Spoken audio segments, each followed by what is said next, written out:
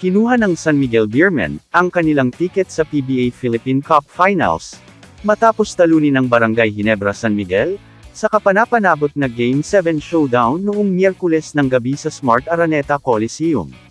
Dinaig ng SMB ang Ginebra para maabot ang PH Cup Finals. Ang pag-asa ng Grand Slam ng TNT ay makakaharap sa isang mabigat na hamon laban sa powerhouse na San Miguel sa Philippine Cup Finals. Nalampasan ng San Miguel ang 11-point deficit sa Game 7 para talunin ang Ginebra sa harap ng mahigit 12,000 fans. Pinangunahan ng mga veteranong sina June Mar Fajardo at Chris Ross ang Beermen sa kanilang ikawalong finals appearance sa nakalipas na 10 taon. Nakatakda ang Game 1 ng finals sa Linggo, sa Smart Araneta Coliseum. Ang matapang na desisyon ni San Miguel Beermen head coach Leo Austria, na i-bench si CJ Perez sa halos buong fourth quarter, ay naging isang mahalagang hakbang sa kanilang comeback win, laban sa Barangay Ginebra San Miguel sa Game 7 ng PBA Philippine Cup Semifinals. Sinabi ng mga netizen na nakatulong ang pag-bench kay Perez, sa pagbabalik panalo ng SMB. Pina-bench ni San Miguel coach Leo Austria si CJ Perez sa halos buong fourth quarter, sa kanilang panalo kontra Ginebra, isang hakbang na pinuri ng mga netizens. Napansin nilang bumuti ang paggalaw ng bola ng koponan kasama sina Chris Ross, Jericho Cruz, at Don Trolano sa sahig. Si Perez ay mayroon pa ring 15 puntos, 4 na assist, 2 rebound, at 1 steal, ngunit naramdaman ng ilan, na ang kanyang ball-dominant na estilo ay nakagambala sa opensa. Sa kabila ng benchang, nananatiling key player si Perez para sa SMB, sa darating na finals laban sa TNT.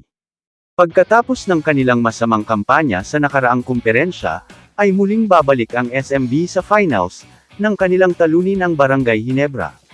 Kung veterano ang naging dahilan kung bakit umabot ang Gin Kings ng Game 7, ay isang veterano din, ang sinandala ng Beermen upang mapagtagumpayan nila, ang huling laban ng serye. Dahil sa 10 puntos ni Chris Ross sa huling 6 na minuto ng laban, ay nabuo ng San Miguel ang kanilang pinakamalaking abante sa laro, habang ang oras ay unti-unting nauubos.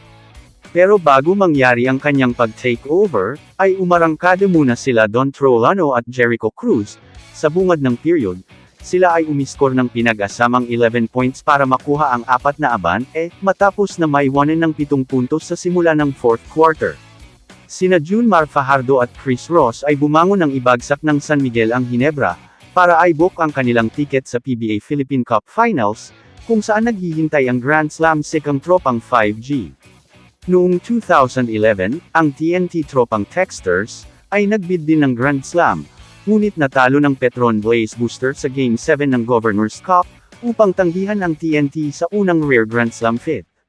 At ngayon, muling magkaharap ang dalawang koponan. Makakaganti kaya ang TNT franchise, laban sa San Miguel Beermen franchise?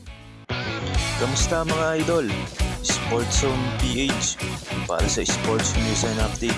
Kung bago ka pa lamang dito sa channel ko, pindutin mo na ang subscribe button at notification bell, para lagi kang update sa mga sports news.